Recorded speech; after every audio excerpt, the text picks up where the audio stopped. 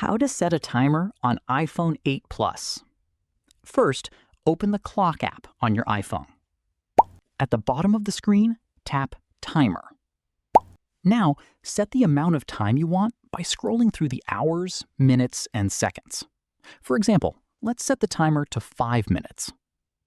Next, tap When Timer Ends if you want to choose a different sound when the timer finishes. Select the sound you want and tap Set. Now, tap the Start button to begin the timer. You'll see the countdown on the screen. You can also leave the Clock app, and the timer will continue running in the background. When the countdown reaches 0, your selected alarm sound will play. To stop the timer before it finishes, open the Clock app and tap Cancel.